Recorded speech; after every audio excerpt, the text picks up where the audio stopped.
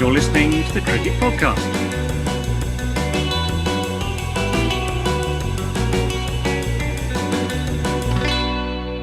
Hello, everybody, and welcome to the Cricket Podcast. Today we are, it's a two-man show. Max Rowe-Brown is with me in his beautiful burnt orange background. How you doing, Max? Hello, Ross. Yeah, very well, thank you.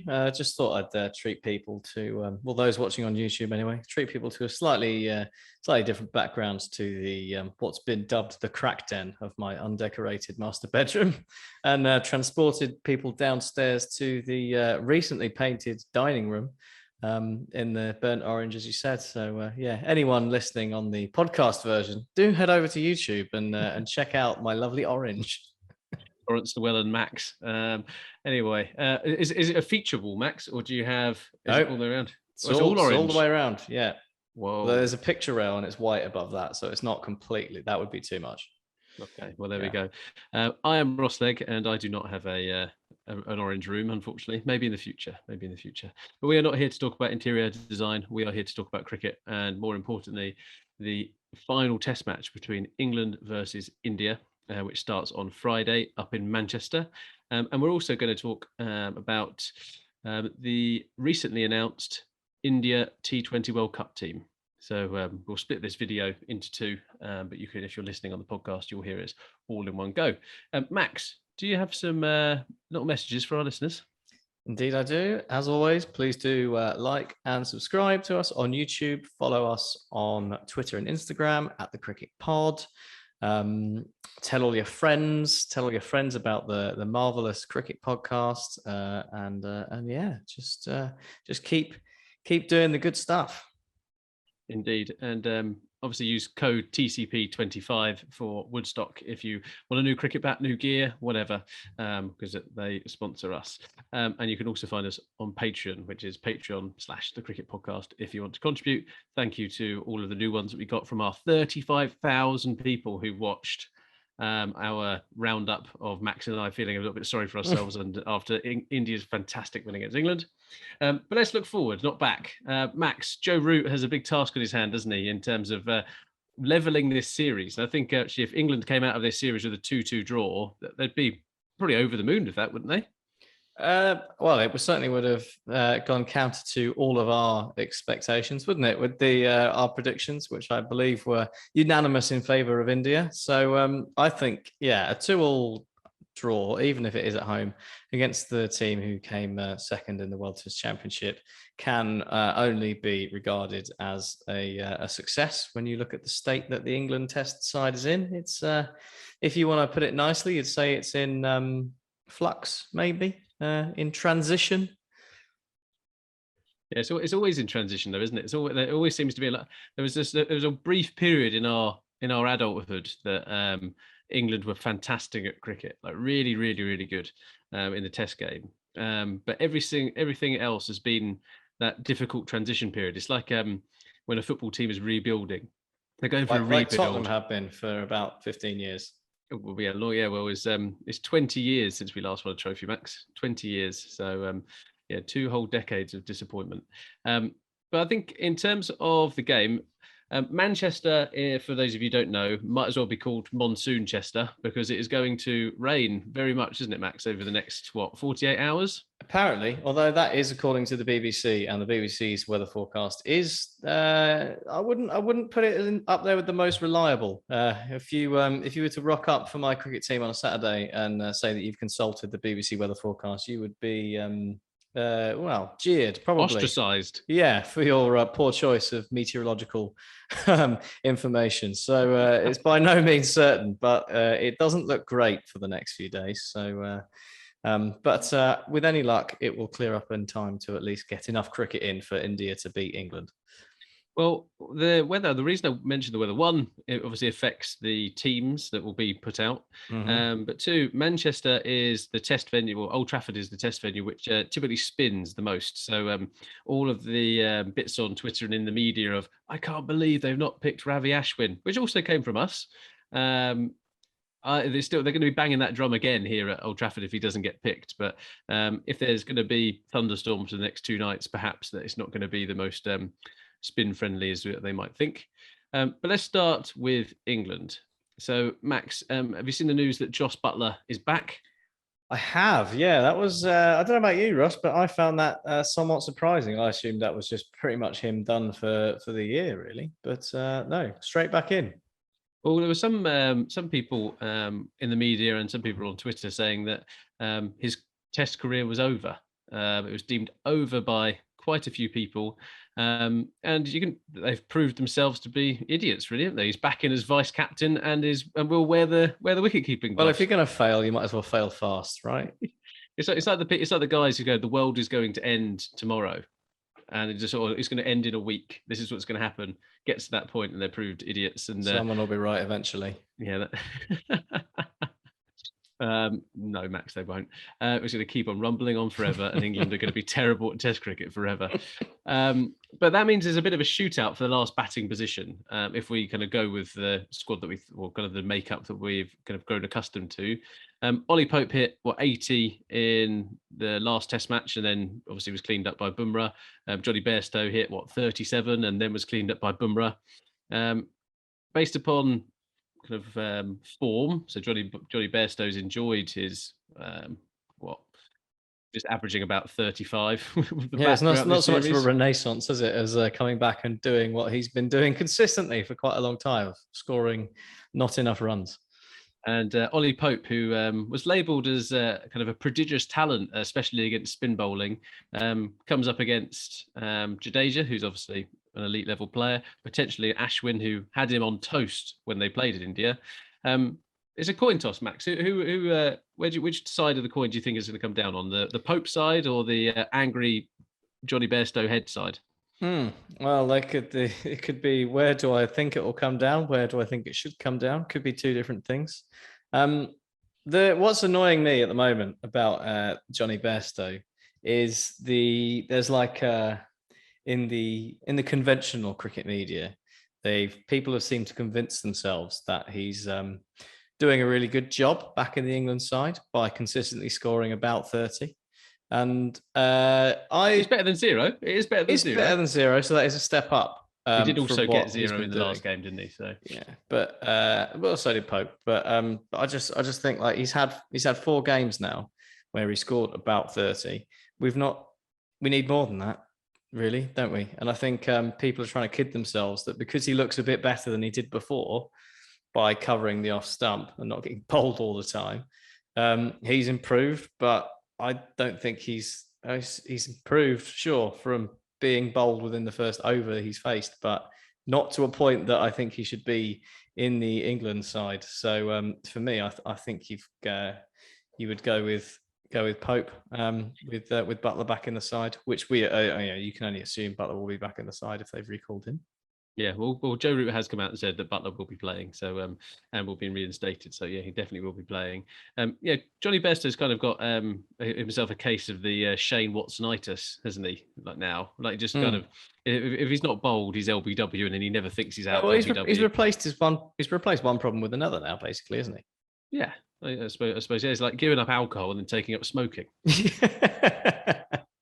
I like it. Yeah. I agree with you. Like the kind of conventional cricket guys, like Jonathan Agnew, who I'm not really convinced by, if I'm perfectly honest, when I read some of his columns. But he's very much kind of in the familiarity camp. He'd be much happier if Ian Botham was in this lineup at that 70 or however old he is. He's like, oh, it's nice to see someone that we see their familiar face. Let's not try anyone too different. Let's not ring any major changes. Joe Root talks about consistency. It's really important. But I'm with you. I just don't think that Johnny Bairstow is a good enough Test player. I think he is an elite level white ball player. I think he is he a reasonable stopgap in this Test match side? If someone's injured, if there is an injury crisis, then fine. You know what you're going to get. But Ollie Pope has been given all the benefit of batting at the Oval, averaging 250 as he does, or is it 99.9? I can't remember what it was. And I think it's time for him to demonstrate that. And I think after a Test match where you scored 80 against a good India bowling lineup, I think it's time you had another chance. I don't think it'd be pretty harsh to drop them, I think. Yeah, I think so. You bring someone back into the side and they score 80, and then you remove them immediately. I think that's back to the bad old days of treating players, and I don't think that would be the right way to go at all. No. Agreed. We'll just have to figure out what Johnny Bairstow bowls, because if he bowls spin, he might well be back in the side as an all-rounder. Jack Leach has also been recalled to the squad as the second spinner. Joe Root has said in no uncertain terms that Moeen Ali is still considered number one. So, Max, even with the weather around, what do you think the 11 is going to look like? So we've got Hamid, Burns, Milan, Root, Hope, Buttler at 6. Yeah. Moeen at 7. Yeah. So that leaves the 4 bowling slots, really. I'm thinking that we go 3 pacers and a spinner. I'm thinking Leach does play in this test match. You reckon? We're going double spin?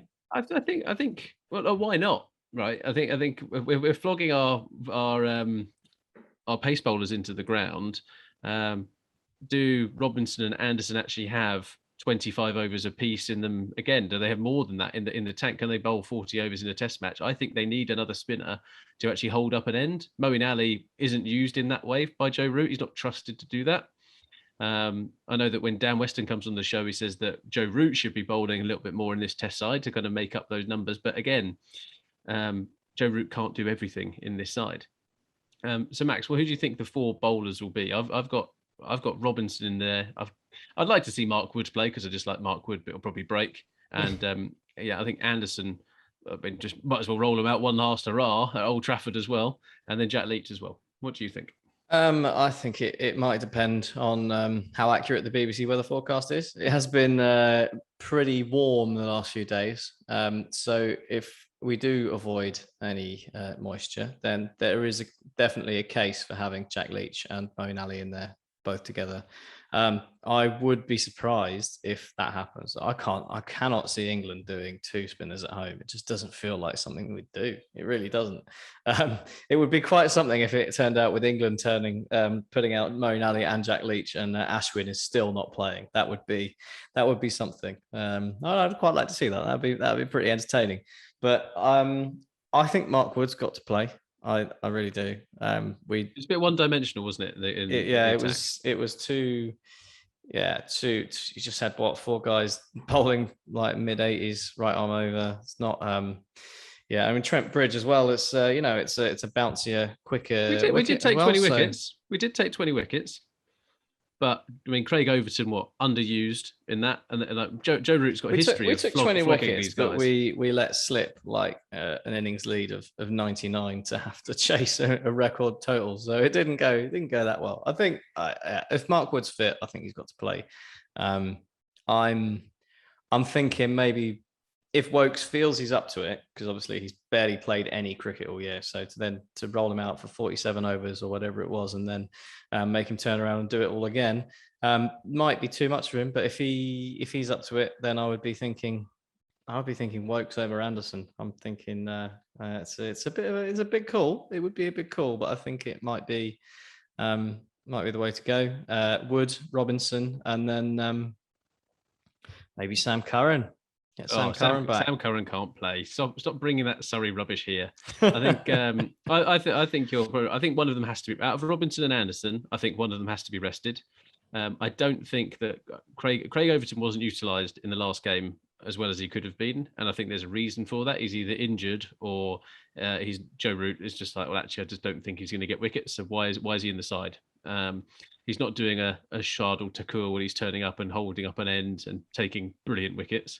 But I think you're right in terms of Wokes will probably play. I think if he was fit enough to play last game, they're going to be like, you're going to play again. And I think Leach will play. I think England have to roll the dice here and be like, right, we've got to do something different. I'd be more than happy to see Leach play, because once again, having to call him up to the squad and then not play him would just be another kick in the teeth for the poor man who's been dragged around the England squad for the last however many years, just watching everyone, then getting ill, being sent home, coming back, watching everyone again. Yeah, poor man. Well, it's also that bit. England keeps saying, "Oh, we back down to 10." No, we don't. No, this is just that there's no. Yes, we might have a first-class century at batting a number 10, but Test cricket is completely different. Like Ollie Robinson and Craig Overton are not winning you a Test match batting at 8 and 9, are they, or 9 and 10? Like, I just think it's a load of codswallop. You might as well pick people who are going to get you wickets, are going to do a job that allows the game to be set up for your batsmen to do well. And yes, the batsmen have let down the bowlers historically for the last few years, but you've got at some point something's got to give. And so I reckon I'm going to back you, Max, around Wokes. I think Moeen, Wokes, Robinson, Wood, Leach. I think you leave out Anderson. But there we go. Let's move on to India.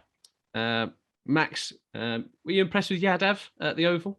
I was actually, yeah. I didn't know what we'd expect with him not having bowled yet this year, but I thought he was really good. He bowled at a good pace. He was consistent. I think he maybe had the odd spell where he didn't quite click, but more often than not, afterwards he'd come back and get it right. And he took plenty. They shared the wickets around quite well, didn't they? Actually, the Indian bowlers in the Oval Test, and Umesh was dangerous, and I'd keep him in. The way Ishant Sharma's put 8 over the last 3 tests, I'd see no reason why you wouldn't leave him out again and play Umesh again, because the form book suggests that would be the right way to go.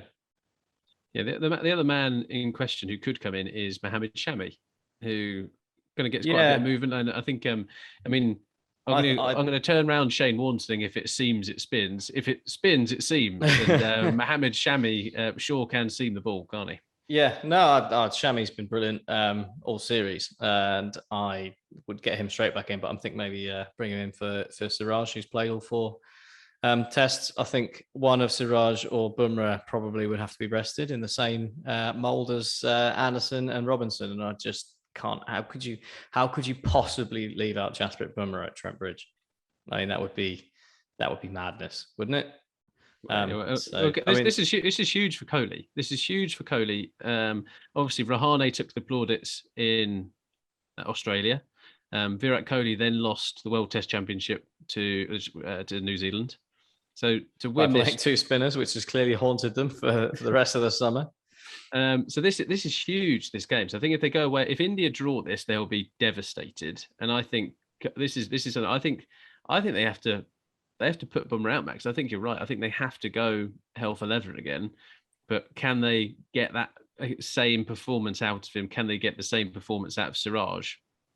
Not sure. Well, I'm amazed how well they've held up, actually. Like Bumrah in particular, he maybe had one off day, possibly. Was it either Lords or at Headingley potentially? But aside from that, he's been brilliant all series. Probably buoyed on by some of the chat at the start between Ross Legg and Daniel Norcross, who suggested that maybe Bumrah needed to step up and remind everyone what he can do. Yeah, he's sure done that, hasn't he? He's showing you, Ross. You've egged him on. I mean, those 4 tests and the speed they've come, and then for him to bowl like he did in that 4th innings chase, getting the ball reversing, bowling 89, 90 mile an hour, hooping, reversing Yorkers to the poor Johnny Bairstow that were unplayable. I'm surprised we haven't seen him pull up at all, or be taken out of caution. And I think that's probably all credit to the Indian. I guess Kohli for managing his bowlers well. The Indian setup for keeping their bowlers fit, and if he's able to bowl like that on the final day at the Oval, then I don't see why he won't be able to come out and do the business at Trent Bridge. So I fear for the England batsman. The other bit, Lord Thakur or Lord Shardul Thakur, he'll be in the side. Scored over 100 runs. Was man of the match in my eyes. I think Rohit Sharma was officially the man of the match, but he's definitely in there. Rahane, though, Max, there's probably questions over his. Only scored 14 and 0. He's had a bit of a torrid time with the bat over the last 10 Test matches or 7 Test matches. Does he retain his place final game, or do they give someone like Sky a shot, or Agarwal a shot in this team? I don't see Sky being the answer. It doesn't seem to me like he's the next guy to come in and replace Rahane. Maybe Agarwal to come in and push KL Rahul down the order a bit, because he's since his excellent 100 that he scored, he's struggled a little bit. So that might be an option, but I don't see them doing it. I don't see them making a change until the next time they play, until they get back to India and bed someone in that way. I think trying someone out on the last game of a series that you're leading 2-1 in English conditions is it's a bit of a tough gig, really, isn't it? Throw someone in at the deep end, why don't you? So I would think they'll stick with what they've got for now, and reassess maybe if he once again fails to deliver. Fair. So okay, so this is a huge game for both of these captains, both of these sides. We think there might be one change to that India lineup with Shami coming in potentially. Max, any space for Ashwin in yours, or do you think they're going to stick to the template? I don't know. I don't think they'll play Ashwin. For some reason, in my head, I want this to be like the spin game. I want Leach to play, I want Moeen to play, I want Root to bowl. You got a taste for it after the Oval, didn't you? Yeah, I want David Milan to bowl. Saw Jadeja getting it to grip. It's what we all want. But no space for Ashwin for you. Well, I'd love to see him in there, but the other thing is like, Jadeja's in at 5 now, so you can drop Rahane, play Pant at 6, put Ashwin at 7, and do it that way. Back to the world's longest tail. I think like if Thakur hadn't played as well as he did, then Ashwin might have had a chance. But you can't. Can you drop that? Can you? After that, you just can't. I reckon they're going to drop Rahane. They'll push Pant up. They'll play Ashwin, and they'll play Thakur, and they'll have quite a lot all rounder. They'll bring Sham in. That's what I reckon. But anyway, that is what you. So we'd love to hear what 11 you're going to have. We'll obviously find out on Friday when these two teams meet. So put this in the YouTube comments and at us on Twitter at the Cricket Pod. Max, who do you think is going to win? Is it going to be 3-1 India? It's going to be a draw. Is Mr. Rain going to take that win, or England are going to roar back? 3-1 feels like what we said at the start, doesn't it? So I think we should probably stick to our guns. I can't see England coming back. Nah, it's India. India win for me, sadly. Well, we look forward to watching that. For those who are watching on this YouTube, thank you very much for watching. We are now going to... We've got to hear what you think, Ross, before we go. Oh, me? No. Go on. I want to sit on the fence. All right, don't tell me. Don't tell me what the score will be. Tell me, will Virat Kohli score 100 and will KL Rahul score a 50? Rahul won't score a 50, but I think this is the time for Kohli to step up. I saw Steve Smith saw a double century at Old Trafford against England, and I think England are haunted there. I don't think we're very good there, and I think Kohli's got that point to prove. And I mean, what a way to bow out, right? In terms of kind of an English summer against them. So take it home. Win. It will be an Indian summer, but there we go. So that wraps up this one. So on those watching you on YouTube, thanks, like and subscribe to the video on our channel, and we'll be right back with the preview of India's T20 World Cup side. You're listening to the Cricket Podcast.